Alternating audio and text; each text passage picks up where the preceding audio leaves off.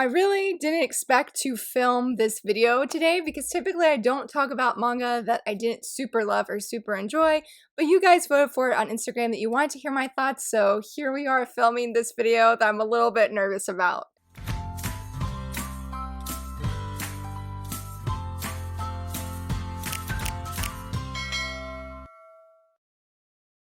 Happy Friday, my friends! I'm so very glad that you're here. Today I am not necessarily filming a video review. I am more talking about a manga that I read, but I didn't read it to completion, and the reason I'm filming this video is because that manga that I'm going to be talking about is Your Lie in April. If you saw one of my past videos, then you know that this was one of the titles that when I did the voting, I have more information about that here and what manga won. Your Lie in April was one of the 4 titles I said that I would read from Finding God in Anime, which is free on a variety of platforms. I'll leave the link down below. I was really excited to try this and start this because I know this is a very classic and almost iconic story for many. I was hesitant going into it because I had heard that it's a very sad story, but unfortunately I was not able to read far enough to know how sad of a story it is, especially in regards to the ending. Now, if you're not familiar with Your Lie in April, Your Lie in April is about the man and the girl, or the boy and the girl that's on the cover. The guy's name is, his last name I think is Arima, there we go. Yeah, his name is Arima, and he was a pianist. He was basically like a prodigy. His mom was a school teacher, like she was a musician, taught music, there we go, and she is brutal in making him be above and beyond ever what she is and to live out her dream of being this world-class famous pianist. When she passes away, like when his mom passes away, he loses, I wouldn't say he loses his love for the piano, but he stops playing and his world has become colorless. He can no longer hear the music that he plays until he meets the young woman on the cover. Her name is Miyazono, I believe is her name. She is full of life. She's very energetic and she is a violinist. She plays pretty much unorthodox in the world, I guess, of classical music, because when you not when you very first meet her, but when you see her perform, she does not necessarily follow what the music sheet says to do. She puts her own twist on it and strives, rather than performing with perfection, to perform where she draws in the emotion of the audience, or draws out the emotion of the audience. Their worlds basically collide and they start to get to know each other, but that is the premise of their story and them, I think, growing as friends and them playing together and such. But I really struggled with this series. I read up to, I think I said 2 volumes, but I read up to volume 3, but it was only the first quarter of volume 3. Now, I'm going to say right now, this is not a hate video. This is not a bash video against this manga or anything like that. Like I said, I know it's very much loved, and a lot of the reasons that I did not continue this series was because of personal triggers, which is sort of what I wanted to talk about, of why this manga really upset me. It's sort of interesting because, like I said, I never thought I'd be filming a video that's very similar to Fruits Basket, where it was very triggering. It was a very personal video. Though I do not plan to cry today, I do not plan to do that. I was more on the angry side when I thought about why this manga really upset me. I'm not really sure where to start, so I'm just going to apologize in advance if this is sort of scattered everywhere. Also, I will say that this might have minor spoilers, unlike previous videos, because I might go in depth with certain scenes that happen.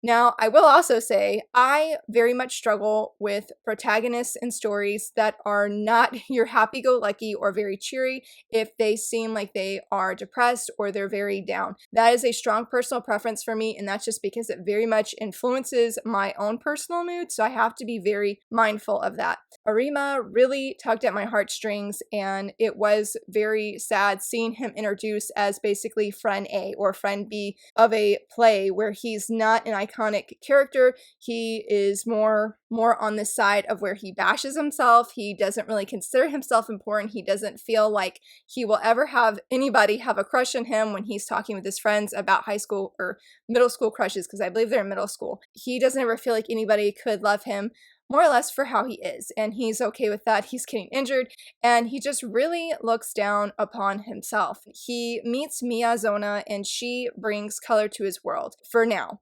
I guess you'd say, because his world still is black and white. She brings out music in a way that he has not seen, where he sees there's happiness associated with music, which I think is something he has never personally endured before. Music has always been, like I said before, he must be perfect. If it's not perfect, then it's not worth it. It's no good. As the story goes on, his friends basically loop him in to going, or his one friend loops him in going to see Miyazona perform, and he's very stirred by her music and just how she brings out this emotion, how the audience is so engaged with what she's playing, despite that it was not, I think they were playing like Beethoven.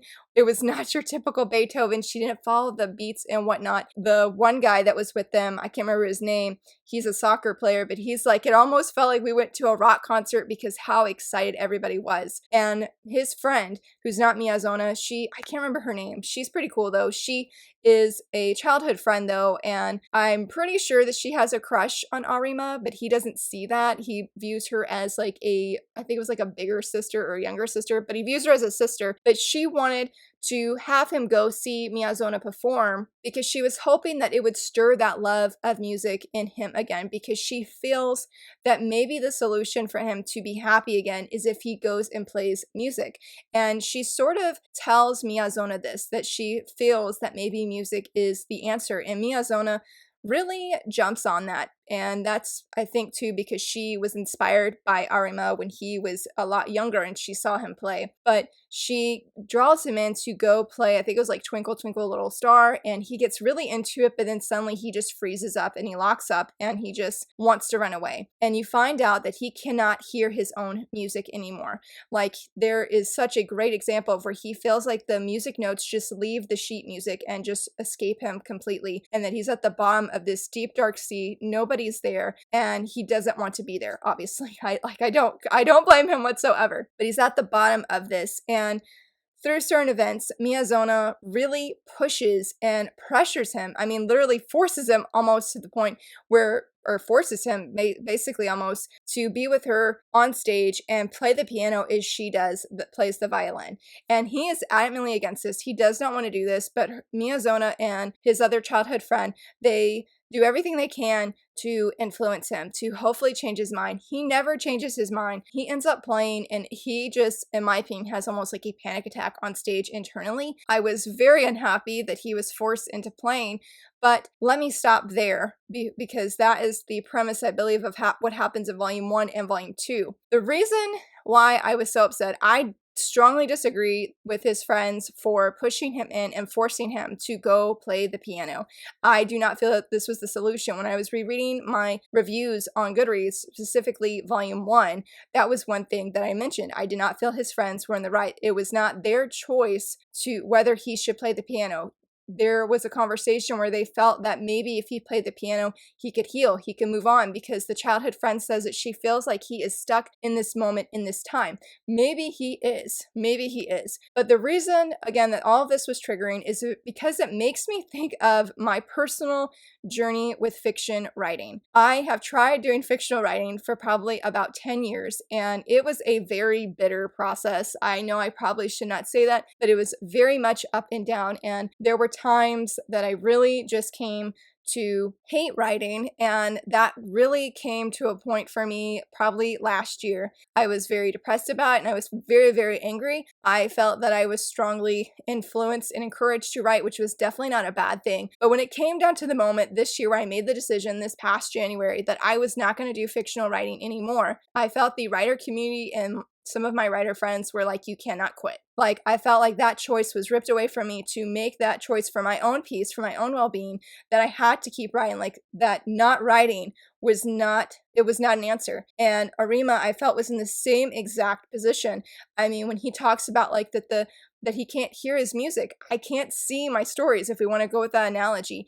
I have tried so hard. I can plan all day. I could do all the world building and do all of the like character quizzes and figure out who my character is, name minimum, all of these things. But when it comes to actually writing, I just can't. I can't get past a certain stage usually. And it was so very discouraging when I opened up to certain people and I shared this struggle that I've had with writing and how it's just a very unhealthy relationship with writing that I have. Fictional writing, review writing, and nonfiction writing is totally fine. It was very unhealthy for my well-being, and I just felt so angry, like a deep bitterness and anger that was taking root in my heart, and I didn't want to have that view. I didn't want to be like that, but it was, like I said, it was so discouraging and disheartening when they're like, you need to do it for your kids. Like, that's just not an option that I should even consider. And it's like, why? Why would you take that choice from me, saying that I can't do this? It was like I could feel this pressure and this pushing to keep doing it and keep going. And that is the issue, the trigger that I had with Arima, is I saw myself in him. I saw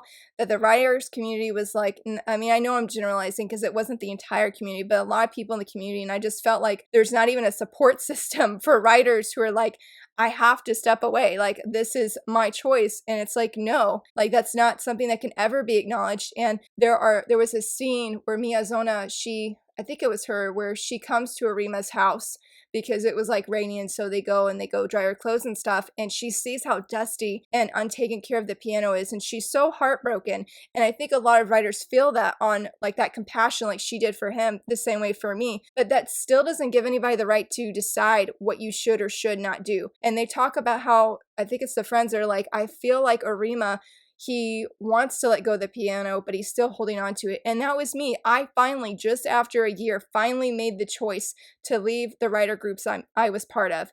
And it has been one of the most healthiest and best decisions I have made for my own peace of mind. So I felt like Arima was so much of myself, but did not have those choices to make the same choices I did for his own peace of mind. Maybe, yes, maybe his friends were right. Maybe it would be good if he went back and he played the piano again. But should they have forced him into it? No.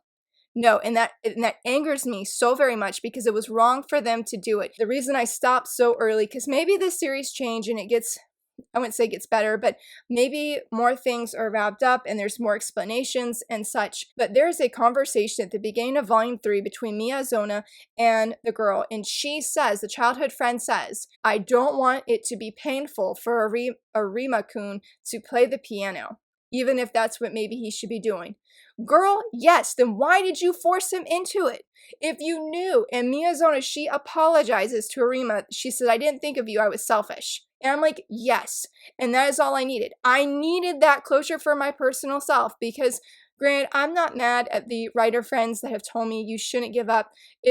It's hurtful, yes, and I feel like I am very isolated from the writers community now. Some of that, yes, is choice, but some of it's because I feel like anytime I tell other writers that I have stopped writing, it's like there's this barrier that comes up and I don't know how to get across it, and it's just awkward, and it's like, well, you gave up too soon. Who are you to say I gave up? Sorry. And, maybe Arima-kun, that he gave up. Maybe he gave up, but I strongly disliked, and I could not get over the fact that he was pushed into something that was painful for him. And that's why I was so thankful where I stopped at the beginning, or like that first quarter of Volume 3.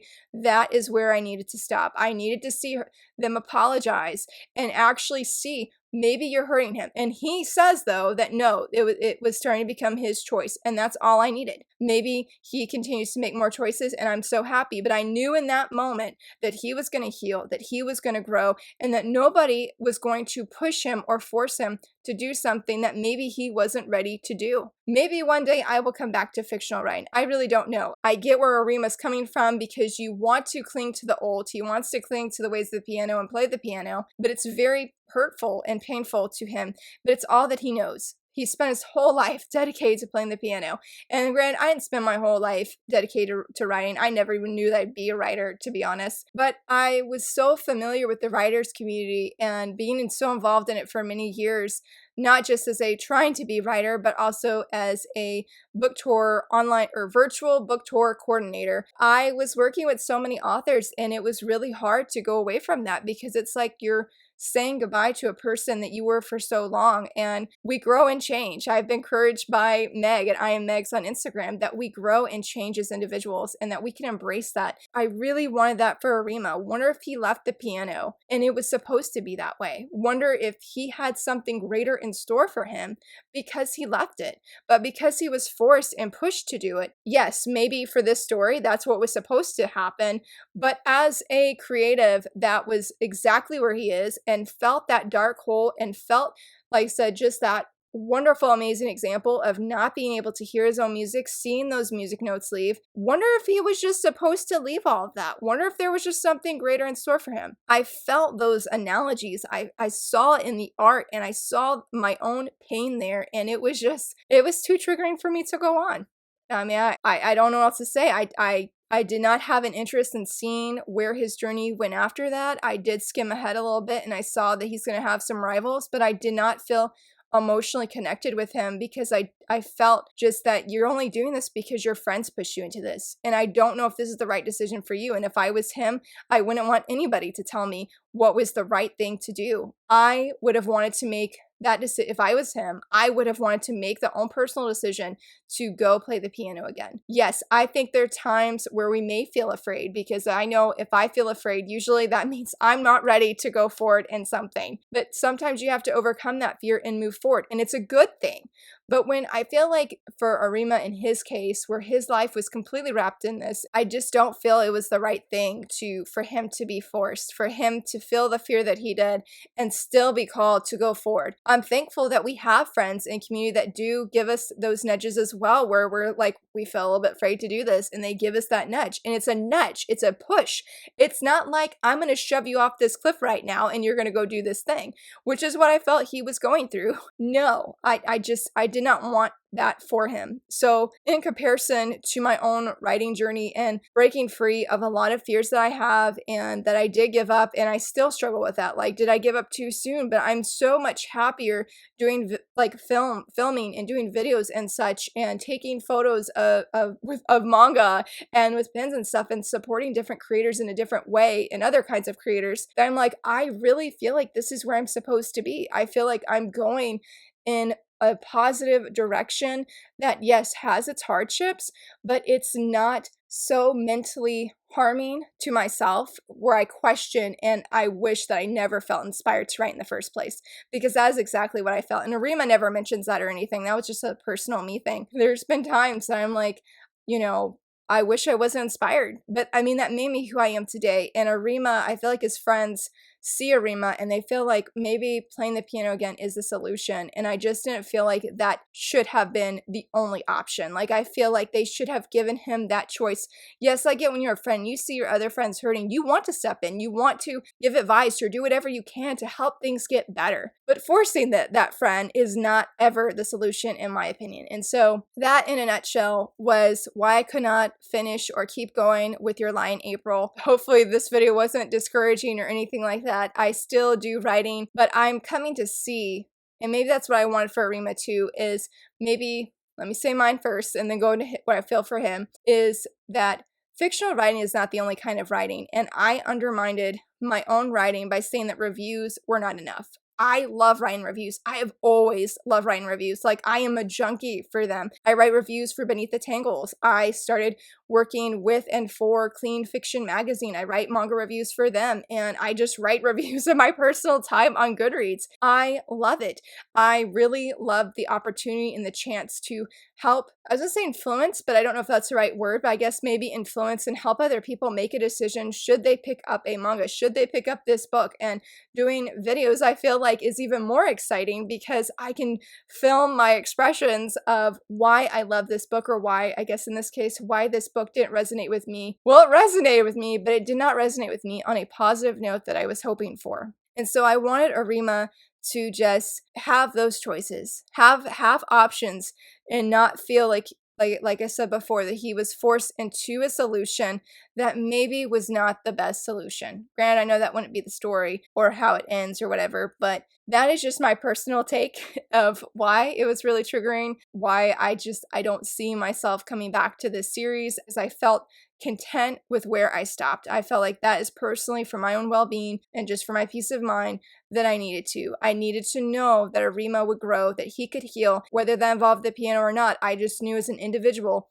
that he was going to be an overcomer, and that is all that I ever wanted for him. I didn't want him to just feel happiness from the piano. I just want him to feel he overcame his personal struggles and that he's going to get there. How he gets there, I don't know, but it was just enough for me to know that he would get there. So I will stop there, my friends, and I sincerely apologize to anybody that loves this series and watching this and they're like, oh, Lara, like, why didn't you keep going? Again, this is just my personal story and how my own story affected my enjoyment and views of this series. If you have read this manga, I would love to hear from you what you enjoyed about this series, or maybe if this series didn't resonate with you, why it didn't. If you enjoyed this video, please give it a thumbs up and subscribe, and thank you so very much for watching. Bye!